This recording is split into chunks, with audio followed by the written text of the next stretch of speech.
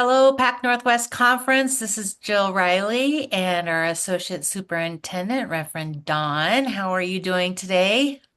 I am doing great, Jill. Thank you. It is a snow day in Salem, A which snow makes day me in very Salem, happy. which is probably different than a snow day in Montana. Yes, I'm sure. It's a rare thing here. So, So, well, happy Valentine's Day to you. Well, we wanted to talk today about a new offering, a new course that Dawn is going to be offering coming up. And I'm going to let her tell us a little bit of just introduce it first and then tell us a little bit about what inspired you to think about doing this course. yeah, so this, what it's going to be is a 6 session course or gathering. I don't want to make it sound too formal.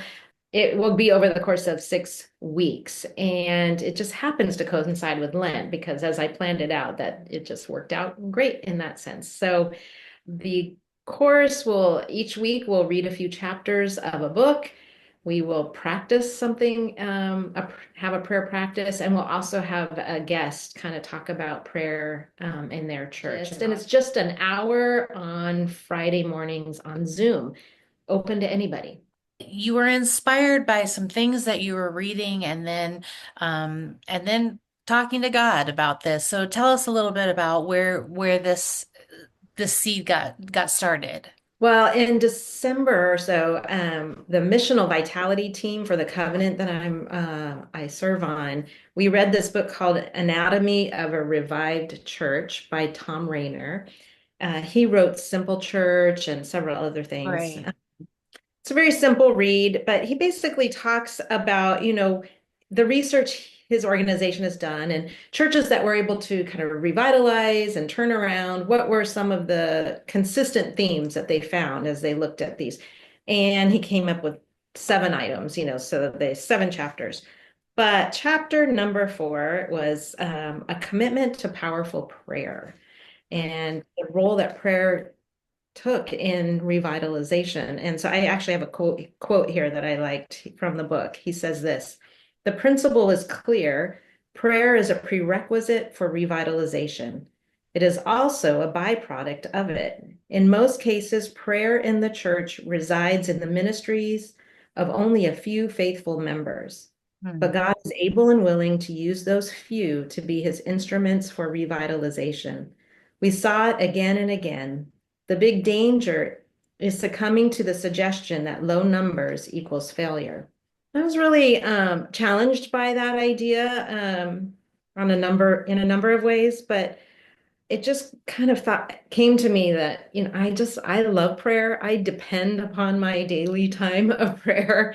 And personally, but I want to encourage more and more people to pray and commit to that. But even if it's just a few in our churches, and I know they're there, that faithful few that just have a burden for prayer and praying for their churches. And I began with the thought of, Lord, how can I just be an encouragement to those few Right. even?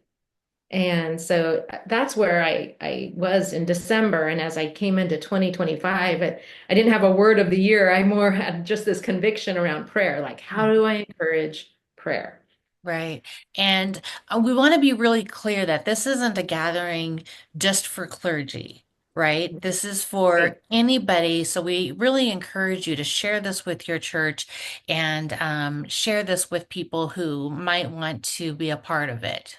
Right. Exactly. And so really, I want to just offer it as a resource to come alongside. And again, as an encouragement to maybe there's prayer teams that are already active and just want to continue to get equipped and encouraged. As I was praying in January, I was trying to think, so what do I do, Lord? I feel this, but I don't know what. And then at midwinter, I had a conversation with Pastor Aubrey Larson. She's at Praise Covenant in Tacoma. And she just happened to mention to me one of her favorite books on prayer is this book called How to Pray, a simple guide for normal people. And it's by Pete Gregg. And Pete Gregg, I didn't make the connection, but have since realized he was one of the co-founders of the 24/7 prayer movement that out of the UK and now it's Hmm. global.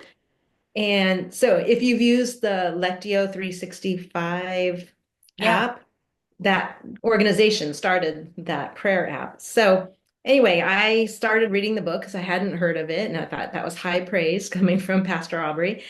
And she was right. This is really a fabulous primer on prayer, and it covers everything from like silence and contemplative prayer to intercession to spiritual warfare. I mean, it just kind of, and it uses the Lord's Prayer as the framework for all of it. And it's just very accessible, and I think will be a great conversation starter. So once I Good. started reading that, I realized, okay, this will be kind of the centerpiece on which we can have conversation and then actual practice.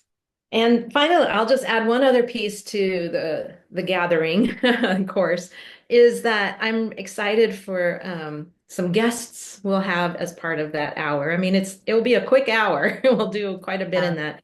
But I have guests coming from various churches in our conference to share about what prayer looks like in their church, efforts that they've done and or are doing, just to kind of spark some creativity and ideas for everyone. Like, That's fantastic. So tell us the dates.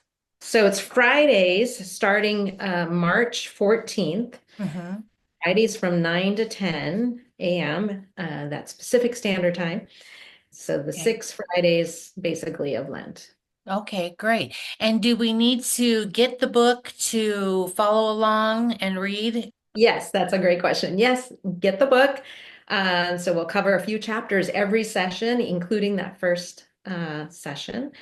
And I also just want to say, I mean, low bar, if you look at the dates and you can't make everyone, it's okay. Come, just sign up so you'll get the Zoom link and come when you can. Because I want any part of this just to be helpful and accessible.